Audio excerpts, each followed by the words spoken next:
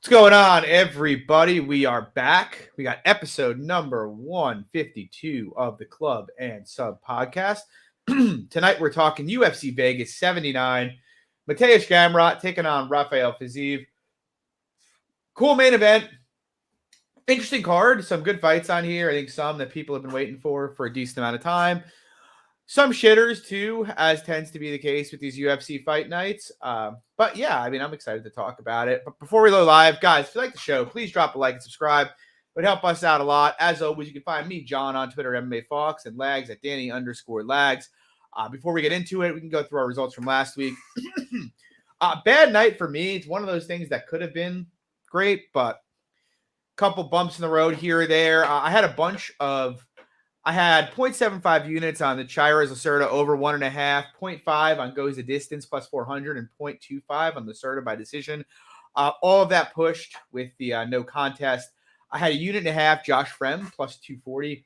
Not a good bet. I shouldn't say I don't have any regrets. I felt like my read about Kopilov's game is better than... It's still pretty accurate, and it's funny, Lags, because you know this, but you and I are in a chat where we literally had people talking about, Roman Kopilov would whoop Marvin Vettori. So hopefully that means that we have a really nice fade coming on Roman Kopilov. I think we do. Yeah, I'll tell you this. He would not whoop Marvin Vettori. I can probably promise you. But, yeah. So, look, it was a bad bet. Is what it is. Kopilov performed it better than I thought. Fremd, he just didn't have the power to really match what Kopilov was putting out there. I had 3 units, Kevin Holland, plus 132. I don't know if it was a bad bet or not, or a good bet. It was a split decision. I don't think that tells the whole story. It was a very, very close fight. I did think Jack won myself. And I think it's probably consistently a close fight. It's really kind of a fight that's going to always come down to Holland's volume and length versus, Jack's kind of singular big moments. Jack, I felt like won round 3 pretty much off of 2 big combinations against the fence, and the rest of the round was kind of Holland just throwing, shitty jank volume at him. So, yeah, I don't have any regrets about the bet. I'm pretty much always going to bet that step up in competition, especially with the athletic intangibles Holland has. But not great. Obviously, it was a loss. And then I had 3 units on Valentina Shevchenko, minus 150. That sucked, especially with what the judge said. And even though it was split decision territory there, I still maintain that my read on Valentina was right there. It was pretty clear. She can take her down fairly easily and hold her down. Even on the feet, she once again outlanded her at distance. Alexa had some good moments. She outperformed how she fought the last time. But the truth is, when you have 2 women that are going to fight competitively in the striking, there's no big cardio edge on either side, and one has a large grappling edge. That's not minus 150 in my opinion. Now, I will say I thought Shev looked older. Again, I thought she looked even worse than the fight before. So it's like, if they rebook it, I don't really have much interest in playing her because I think it's becoming apparent that Shev's slowing down. And one of these times, she's just going to go completely over the cliff. But I have no regrets about that bet. And I would have made it again in the same circumstances. So minus 4.5 units on the night for me. Lags, how about yourself? So I'll start off with that one because I also had 1.5 units on Val at minus 170. And to add to the fact of the trilogy, you saying you weren't going to bet it, to me, we've now seen 3 fights in a row where she's just had a lapse in fight IQ, got her back taken, and, basically twice that fight too. Yeah. It was the second time in that fight. Yeah. Yep.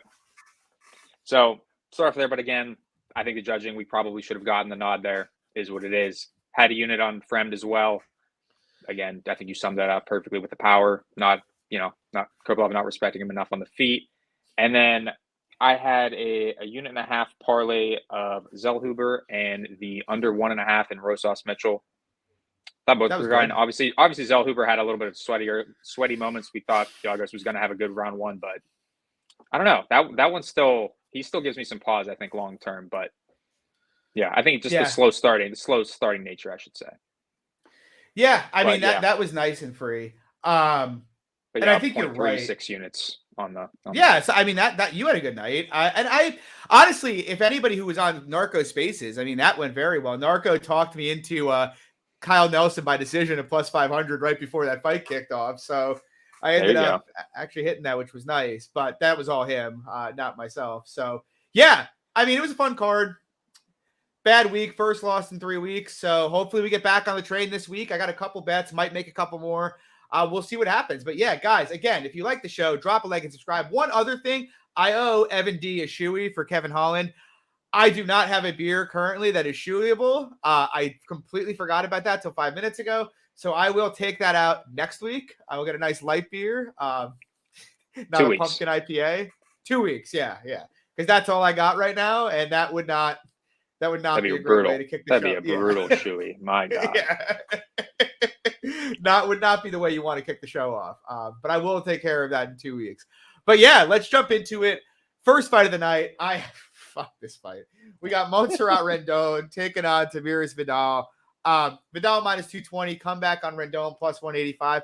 I mean, this is low level. I don't really think much of Vidal, but she is moderately dangerous for a woman. Obviously, she finished Ramona Pasquale in her first fight in the UFC. Number of finishes regionally, fought Eileen Perez, fought Carol Hossa regionally.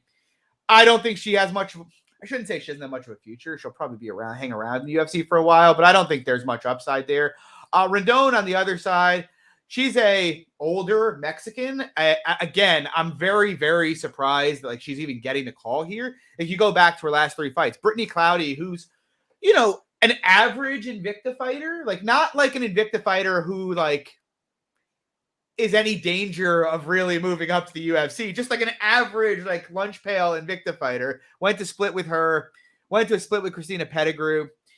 I don't know. I don't have much interest in it. I think, the grappling of Rendon could theoretically give Vidal problems if she got on top of her. But honestly, I just trust the pedigree of Vidal a bit more and just kind of the durability and hardware. But I have no interest in betting it. I think Vidal handles it. What do you think? So first, before the fight, probably a decent idea if you would have shoeyed that beer. Probably would get you through these first couple of fights. Probably need it. But yeah, I mean, Rendon's a pretty basic striker, 1-2s, fighting low-level girls. I don't think she's long for the UFC at all. This should be probably pretty easy work for Vidal, but just an easy pass. Yeah, fair enough. Moving on, we got Mizuki Inoue. She's minus 305, coming back off, I believe it's a 3-year layoff. Last time she fought, we were right in the middle of full-on COVID lockdown. And she's taken on Hannah Goldy, comeback on Goldy's plus 255. Any strong thoughts here, Lex?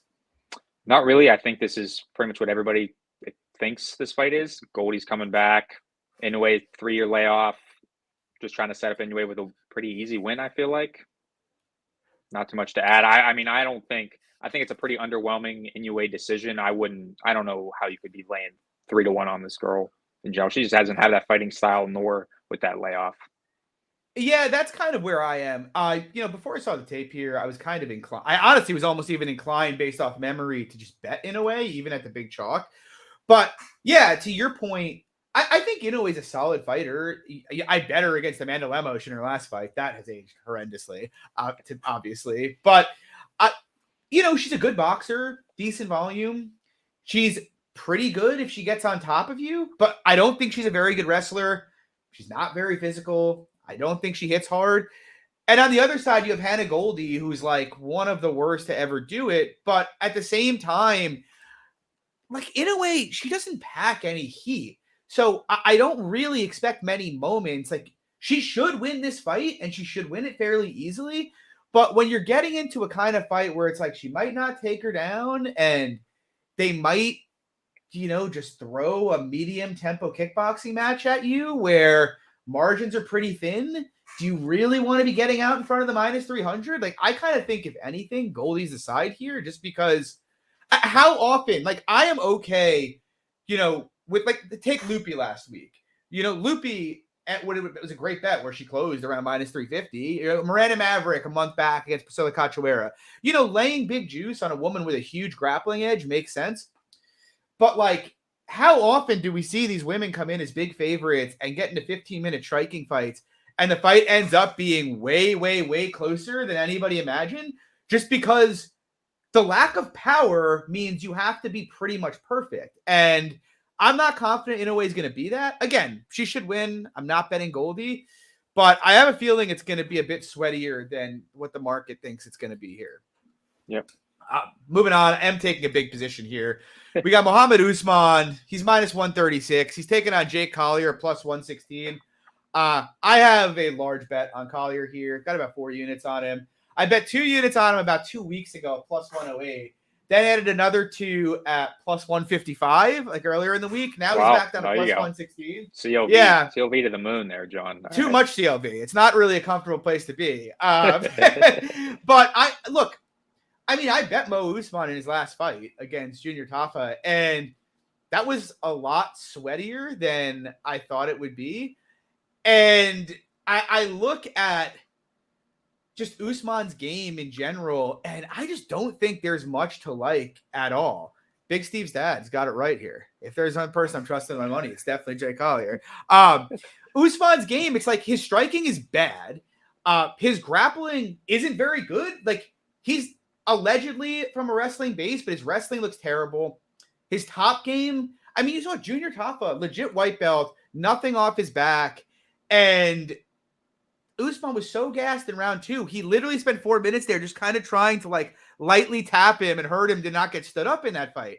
I just don't think Usman's got look, I think the lasting image in everybody's head about Jake Collier or the Barnett fight and how the Budai fight ended with Collier gassed out on his back, just looking like a fat fuck dying. I have that's the lasting image, and I can see how that would make people think Muhammad Usman should do that to him. But like Collier in general hasn't historically been a bad grappler. Like I said, Usman's not a great wrestler. And like you go back to Usman, you go to Tough, he barely wrestled at all. The dude barely beat Eduardo Perez, who's like a combate bum, comes in at plus 200 against Zach Palga, looks every bit that plus 200 before he knocks him out.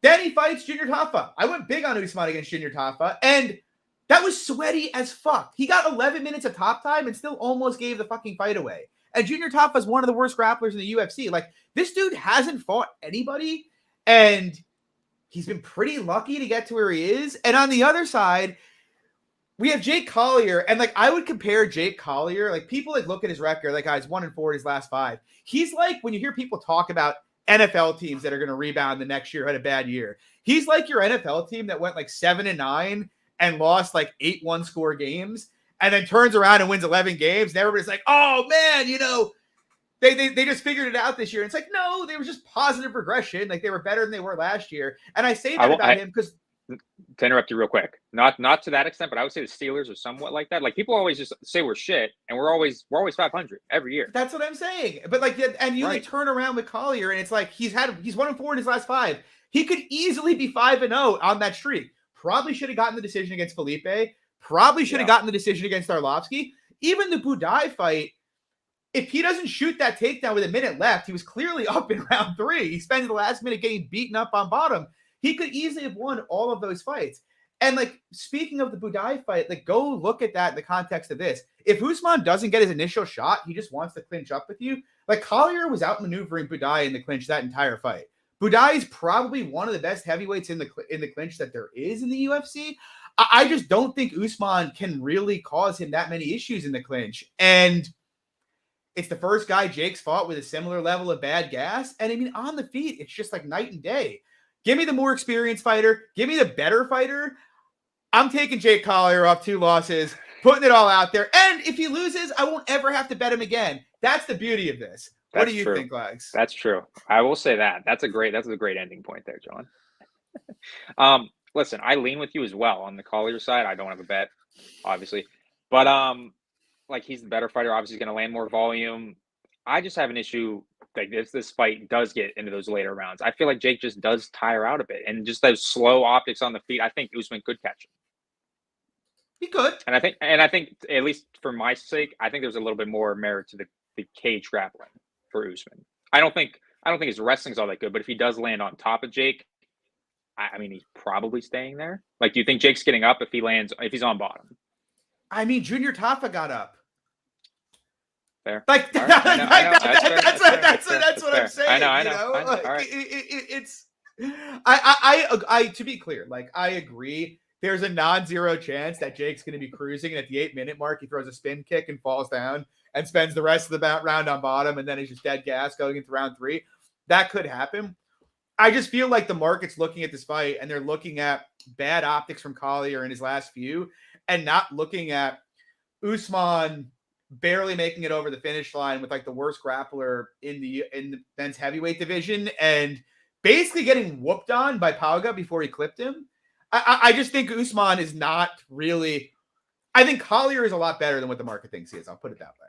I guess that's fair. My view. All right. Anyway, moving on. Yeah. Jacob Malkoun. Good. You're good. We'll move on. All I was going to say was it's more or less a pick'em fight. That's where I come down to it. So maybe there's maybe there's a bit of meat to bone on the Collier side, but yeah. This line has gotten out of control though. We got Jacob Malkoun. He's minus 650. He's taking on Cody Brundage, who's plus 475. What are your thoughts here, Lags? The line may be out of hand, but like stylistically, I think Malkoun, Brundage has to clip him early here. I think Malkoun down the stretch tires him out. I think it's a Malkoun dominant decision. I don't think it's funny though that his finishing props are just. I think they're favored more than the decision, if I'm not mistaken. And I think it's just because of Brundage in general and how he fights. But I think it's a decision. I gotta say, I so badly want to bet Cody Brundage. Well, I didn't want to bet Cody Brundage, but it's getting to a point where I'm starting to think I want to bet Cody Brundage. I don't know if I'll do it or not, because, dude, this guy is so just not with it mentally when he's in the octagon. But he does have every tool to win this fight, right? It's not like Malkoun's the first really good wrestler he's fought. He fought Maximov in his debut, and I think Maximov, he's not as good at the single leg as Malkoun is, but he's a more diverse wrestler than Malkoun is. And you saw Maximov really struggle badly to get him down and control him in that fight. We saw him fight Rodolfo Vieira, and Vieira was getting lit up like a Christmas tree at range for part of that fight. The problem is in both of those fights is, Vieira, first of all, one of the best jiu-jitsu practitioners ever.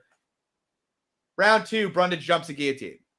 Ends up just getting Vieira easily ducks the leg and just finishes him on the mat. Last fight, Cedric Dumas. Dumas keeps trying to wrestle him, and he keeps jumping guillotine and ending up on bottom. And I think about this fight, and I'm like, he could catch him with a guillotine. He does seem to have a somewhat tight squeeze, but he's just going to play right into what Malkoun wants to do. If you tell me he comes out here and approaches this fight in the manner that he approached the Maximov fight, I think he could come out here and knock Malkoun out in the first round, or even just give him fits the entire fight. People forget Malkoun fought AJ Dobson, and until Dobson gassed out 7 minutes into that fight, he was getting lit up. Couldn't take Dobson down, was getting pieced up at range. But at the same time, Malkoun's got great cardio, and he's got probably the best process, one of the best processes you're going to find in MMA. Malkoun's going to go out there, he's going to try to close distance, hit the single leg, rinse, wash, and repeat. And we know Brundage is probably going to allow it. And so, Malkoun should win, but 85% for a guy that's at an athletic disadvantage who really can't strike at all, it feels extreme. I don't really want to bet Brundage, but what do you think here, Lags? I already talked about it. I'm an idiot. Yeah. It's okay. Yeah, but what I will add, though, for the Brundage side, which I think I don't know if you knew that or not, it's on short notice for him, obviously. So yeah. Which is weird why he's he doesn't it's not like he has the best cardio. Why is this guy taking short notice fights? I don't know. Probably just the paycheck fight, maybe. The guy, not to say it, but the guy's 8-5, not on a great streak. Paycheck and get cut.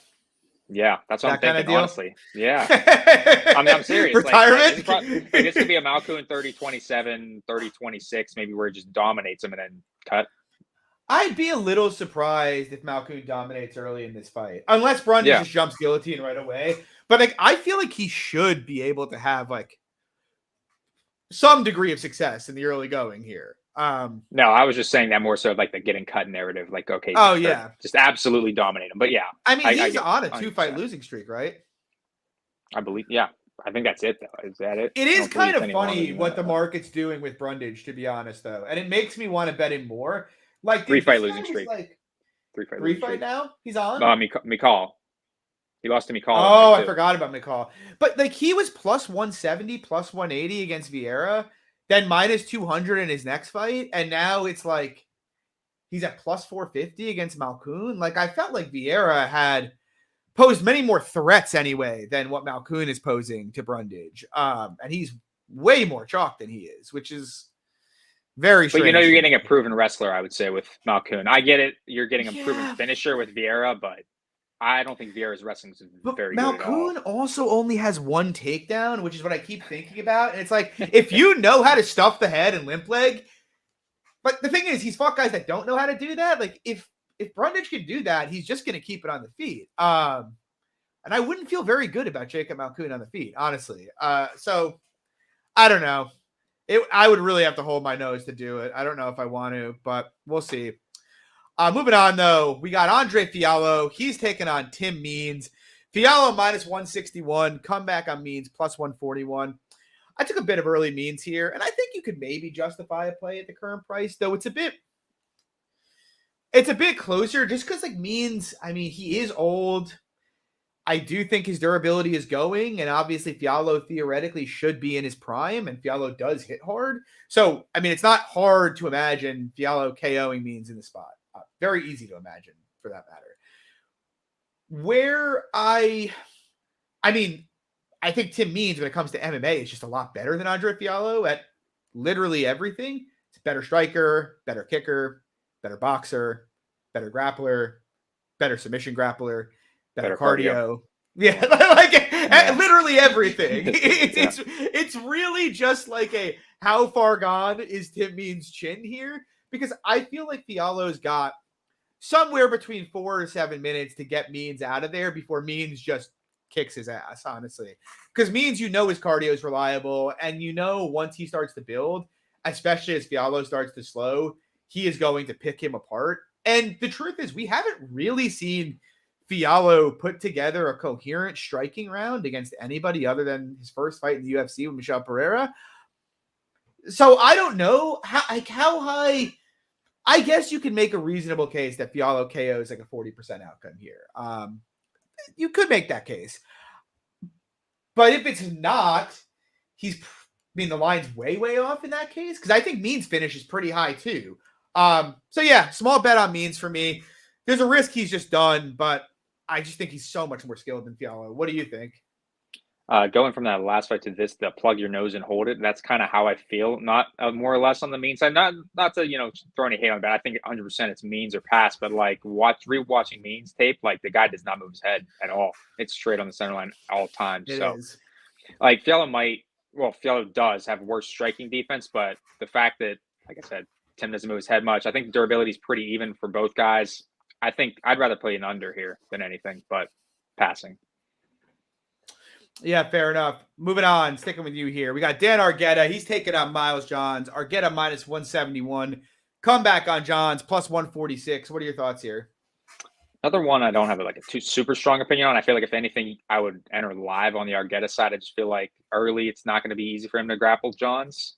And so on the feet, Johns hits hard, pretty low volume though. I feel like on the feet, this is just going to be pretty low volume with Johns probably having the bigger shots, but I think Argueta can definitely grind him down the stretch with the wrestling. I'm considering betting Miles Johns. I don't know if I'll get there because I do obviously have the same concerns as you and just about everybody else in this fight, which is we all saw the way John's cardio melted against an aggressive guy in John Castaneda. And obviously, that's kind of scary with a guy like Argueta who's just going to bring it to you nonstop in the manner he will. The thing is, I'm just not really sure how highly I think of Dan Argueta at this juncture in time. He will bring it aggressively, but I think it's reasonable to say John Castaneda is a lot better at MMA than Argueta is, at least at this point in their careers. Certainly has better cardio and better durability. And like Argueta will push a pace, but Argueta he's so available to hit for one. And like he wants to push a pace to wrestle you. Miles Johns is like a very good defensive grappler. I do not think he's going to have a very easy time taking Johns down, which means he is probably going to have to exchange a fair amount early in this fight. And it's one of those things where Johns hits hard and Argueta's head's always on the center line. If Johns wobbles him a few times and suddenly Argueta backs off in the same way Kevin Natividad backed off in that fight. Is that really a shocking outcome? Like, I don't think so. Even if Argueta insists on forcing the kind of fight Castaneda tried to enforce, it would be, I expect Johns to still have more success against Argueta in that kind of fight, than he did against Castaneda, just because Argueta is so much easier to hit, and I don't think he's as durable as Castaneda. Then you couple that with the fact that, Johns has fought much better guys thus far. Like, obviously, Argueta fought Damon Jackson on short notice, but that wasn't really that competitive, to be honest. And Johns has multiple UFC wins. He beat Adrian Yanez in a 5-round fight.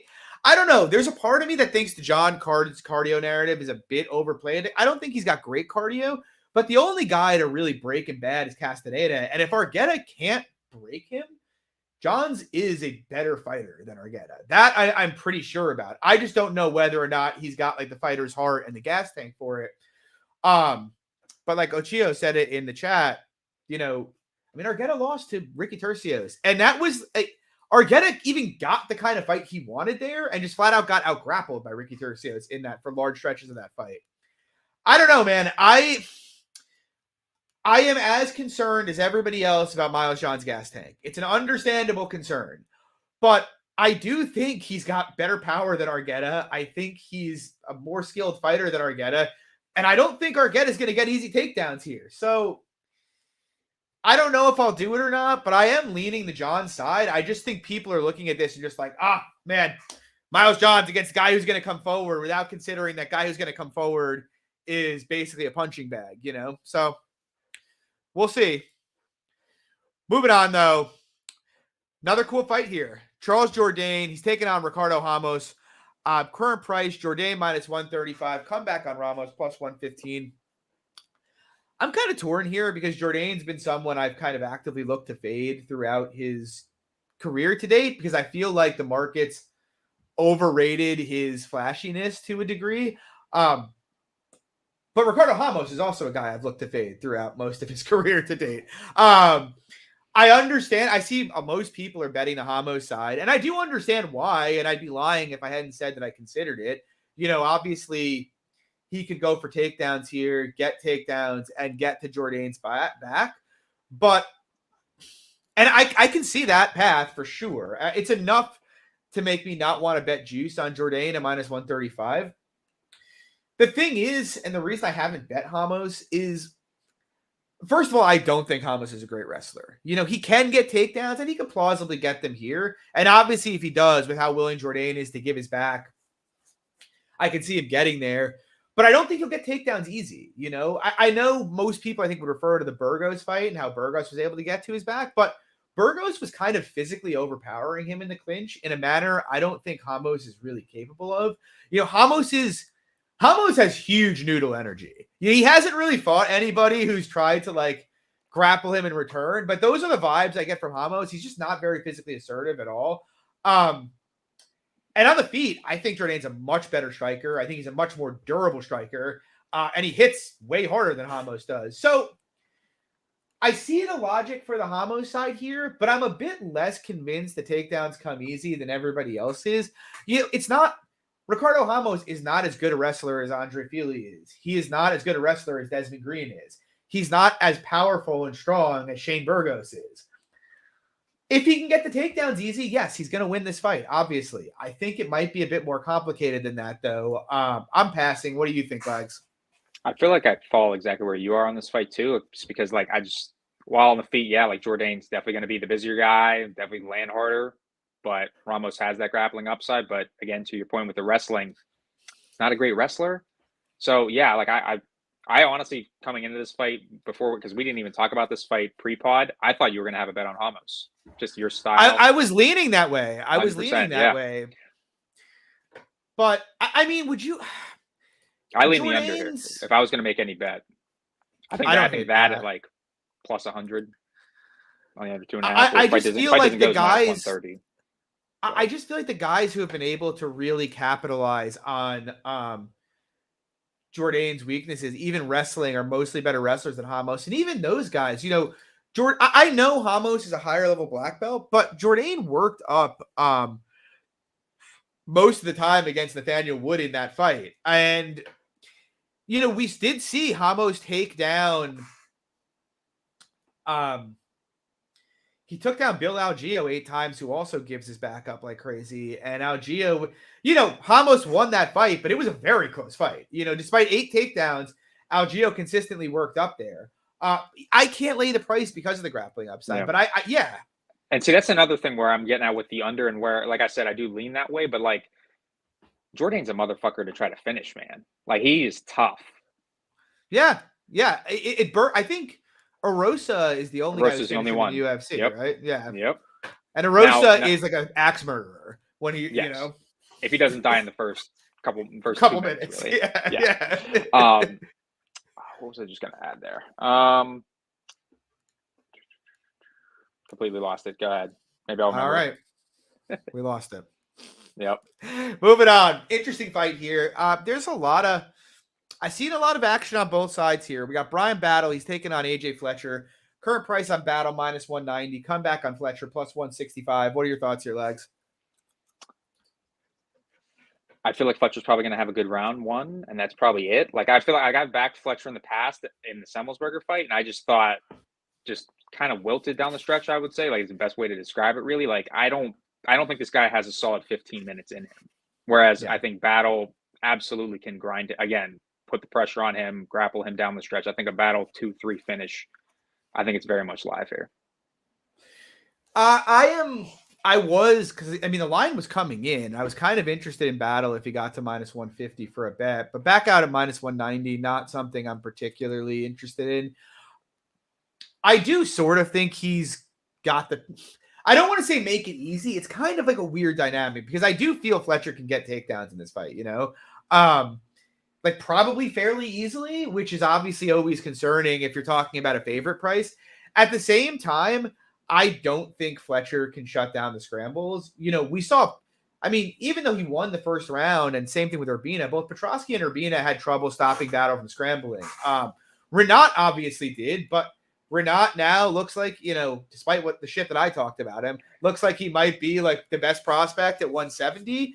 I put almost no stock in Renat holding him down. I'd rather go and look at the fights earlier in his career with Petrosky, who's a beast wrestler and a black belt. Urbina, prior to that, he fought Lachlanov. He fought, Billy Alicana regionally. He fought Cody Brundage regionally. All guys who tried to wrestle him, I don't think Fletcher is on the level with any of those guys as a wrestler. And I do think he can get takedowns, but if he can't shut down the scrambles from Battle, I think he's probably going to gas. If he's hell bent here on attempting like 15 takedowns, Fletcher is going to gas bad in this fight. And if he strikes with him, dude, this guy has got like T-Rex arms. Like, actually, he's got like Henry Cejudo's reach, literally. 67. It's a massive reach. I think it's a 10-inch reach here for Battle. 10-inch reach advantage for Battle, yeah, and a huge volume edge, and a huge cardio edge, and a huge durability edge, in my opinion. So it really, to me, comes down to can Fletcher control him for 3 rounds. But Fletcher couldn't control Matt Semmelsberger for 3 rounds. In fact, he got out-grappled in the last 2 rounds of that fight. So I don't understand how anybody can be like, I understand Fletcher wrestling edge. I agree with that. I do not understand how people are like, Fletcher's going to come out here and just, run through him on the ground. I don't think it's going to be that easy for Fletcher here. And I think Battle's limbs being as long as he is could cause some real issues and set up some decent opportunities for chokes later in this fight. Pepe says 10 inches isn't that big according to Luca. Yeah, just in case anybody missed it, Luca Fury claims he's got a bigger cock than anybody on Twitter. He is willing to escrow 8 figures if you are packing a hog and have 8 figures. Or if you're looking to raise money, hit up our boy C. Hansen, former host of the pod, and he'll take your bet with you against Luca Fury's dick. Anyway. Okay, while we're off topic here, I did remember what I was talking about with the Jourdain Ramos fight. When you were talking about Ramos gives you a little bit of noodle energy. While we're talking about noodles here, to me he gives off very flaky energy. Yeah, dude, the KO to Lerone Murphy is still one of those things that I still can't quite figure out what happened. He was just like unconscious one moment, it was very weird. Yep. Anyway, enough dick talking here. Yep. Enough Can't be good noodles. for the algorithm, right? Yeah. We got Marina Rodriguez. She's taking out Michelle Waterson in a rematch that really didn't need to be made. I'm not really sure what happened. It seemed like they just had like Marina and wanted to get her a win and didn't really want to throw her to Carla again to keep her relevant. And so they made this fight. Price on Marina minus 300. The comeback on Waterson plus 250. I mean, Marina should kick her ass. I'll say this. The one concern I have, I actually thought about laying the juice initially. The one concern I have is just like, it's another one of these things where if Marina throws a high kick and falls down at any point, that could be a lost round. If Waterson gets 2 takedowns, that could be the fight. With that said, I don't expect Waterson to have much success taking her down. She's not going to be able to head and arm throw someone as much bigger than her as Marina is. I don't think her conventional wrestling is very good. So I do think Marina should be fine here. She should piece her up. I think the price is fine. It's a stupid fight, though. What do you think? Yep, agreed. I don't think there's much more to talk about. I think actually what would be more interesting if we, which, I mean, I guess maybe this matchup wouldn't make much sense either, but I think maybe more than this rematch, just swap the fights with Marina and Inoue. Have Marina fight Inoue and have Waterson fight Goldy. That's way more fun. Yeah, exactly. Whether the fights make sense, no, but I think they're way more fun. And Waterson versus rematch makes a ton of sense. Waterson versus Goldy is the OnlyFans girl versus the girl that everybody wants to be on OnlyFans. But we'll see what happens. Moving on, Bryce Mitchell taking on Dan Ige. Current price, Mitchell minus 200, Ige plus 170. What are your thoughts here? I think I would have laid the early Mitchell numbers if I got around to this earlier, minus 150, but 2-1 doesn't really entice me. Mainly, honestly, just because of like the last fight, like coming back from that Topuria fight into this fight, just the mindset going into it. I mean, it's easy to say he'll fight the exact same, but like taking that kind of a beating in the way that he did, it's hard not to have a little bit of pause. Yeah, I get it. And I did lay the early Mitchell numbers pretty big. Yeah. I wouldn't lay minus 200 though.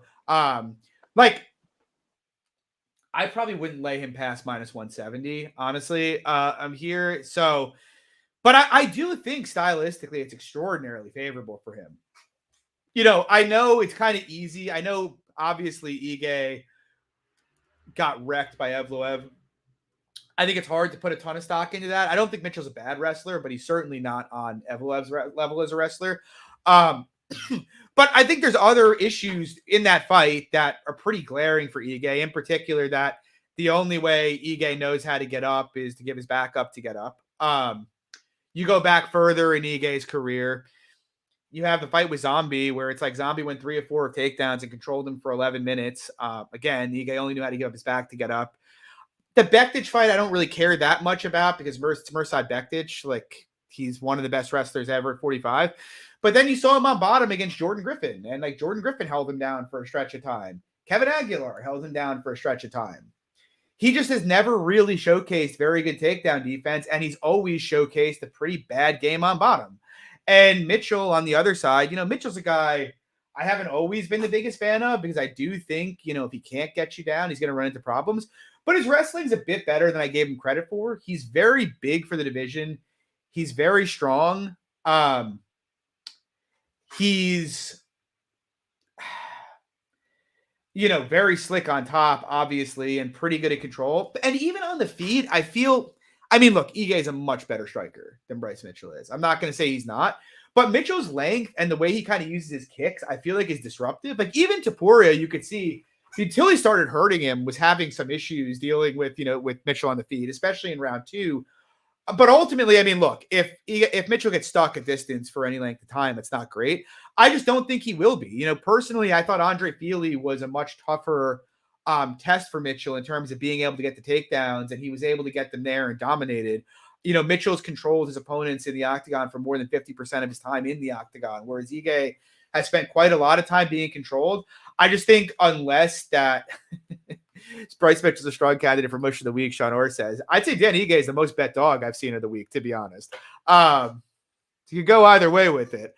I would say Collier.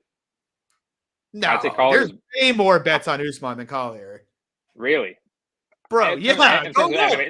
in terms of MMA Twitter, I don't know. I've seen a lot of Collier, but all right. I'll take your word for it. Tapology is picking Usman at 90%. Okay, don't fucking tell me about Jake Collier. All right, I don't need that. I don't need that negative fucking energy in here right now. But yeah, I mean, look, I think it's a good matchup for Mitchell. If he gets knocked out, he gets knocked out. But I do think he's going to get Ige's back here if he gets him down. Like, I think for Ige to be better than his price now or to be value, he has to have tangibly leveled up his takedown defense. Or to your earlier point, Mitchell has to show up and just kind of soft cock here and not really go as rabies as he usually does. Either of those things happen, sure, I could see the Ige side. But you're telling me Ige at 33 is going to make tangible improvements to his takedown defense. Okay. I'm not sure why I should think that, but I feel like it's the same thing with the Grant Dawson and Demir Ismagulov a couple of months back, where everybody was trying to make an anti-Dawson case because Dawson's got shitty stand-up and Ismagulov, physical, decent takedown defense, good striker. And what happens the moment it hits the mat? Dawson's on his back. I kind of feel like that's going to be the same dynamic here. But we'll see. I could be wrong. Obviously kind of funny that this is the most chalked up that Mitchell has ever been in his career, and it's against Dan Ige. But we'll see. I like the Mitchell side here. Moving on. Great main event here, and pretty interesting one to break down, I think. We got Rafael Fiziev. He's taken on, or Rafael Fiziev, sorry, he is not Brazilian. He's taken on Mateusz Gamrot. Current price Fiziev, minus 149. Comeback Gamrot, plus 129. I have a unit on Gamrot here. I honestly kind of want it to be a bit bigger on the Gamrot side, but I also feel like wait and see and taking a live bet in makes a bit more sense than just, Fiziev's going to be at the most horsepower he's going to have all fight in the first 8 minutes of this fight. And so I'd like to, number one, duck the potential early KO here. But number two, beyond that, wait and see whether or not Gamrot is pushing, an effective enough pace to slow him down. That's kind of my big concern with this fight. Fiziev's obviously the better striker and the more dangerous striker. Gamrot's obviously a much better wrestler. Fiziev's got decent takedown defense. And I think Gamrot to win this fight is going to have to push a heavy enough pace that Fiziev starts to slow around the 8-9 minute mark here. My biggest fear is Gamrot gets a bit discouraged after the first couple entries and ends up getting caught at distance where Fiziev can just rip leg kicks and body kicks and doesn't really have to expend too much energy. And I think that's a plausible enough outcome. I do think, though, if Gamrot comes at him as hard as he went at, say Benny or Arman or whoever, and he survives the early storm, he's going to take over here. I know Fiziev looked good defending takedowns against RDA, but the truth is, RDA is a solid wrestler. He's not a great wrestler, though. And Gamrot is a legitimately elite takedown artist. I've never really loved Gamrot's control, but I have a feeling Fiziev's not very good once he's grounded on his back, man. The one time RDA got him there, it looked pretty ugly to me. I kind of think if Gamrot gets on top of him here, he can do some damage. And again, I think if Gamrot brings enough pace in the early part of this fight, Fiziev's pretty likely to cardio death here, and the takedowns just start coming easier. So a unit for me on Gamrot. I'm looking to add live here. What are your thoughts, Lags? Great main event. As usual. I should say unusual. We usually don't have great main events. We're usually shit talking the main event here or there in the past couple of weeks. But great fight. And while you touched on the pace of the wrestling in Gamrot, I think this fight for me is twofold. That obviously being one, and the other fact being how much damage can Fiziev inflict in that early 8 to 9 minutes to maybe not just discourage Gamrot, but just to put enough damage on his body to, in the later rounds, it's not, a massive, just cardio grappling onslaught for Gamrot. So yeah.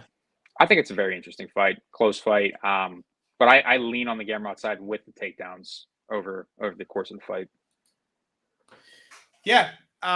Same here. So you have no bets as of right now, right? I do not. No. I know. All right. Well, we'll see what happens here. We will see. We will see what happens come Saturday night. But yeah, no bets on this fight. But yeah, fun card. I'm looking forward to it. It's 4 p.m.er. And that day we have Bellator at 11 a.m. I may, if I have enough time to finish the tape I've been doing on Bellator, do a show Friday morning, just chat the Bellator card a bit. Yeah. Right. Throw a little bonus show for the people. And we got a massive Penn State game. We got Penn State whiteout. And you got a Penn State game. We got college football too. Followed by the Zach Wilson show on Sunday. Getting ready to be sunned by Bill Belichick again.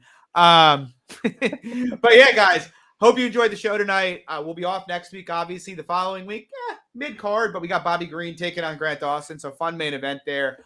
Good luck on your bets this weekend. Drop a like and subscribe. We'd appreciate it. And yeah, good luck. Peace. Collier Fight Week. Collier Fight Week. You know it. Later, guys.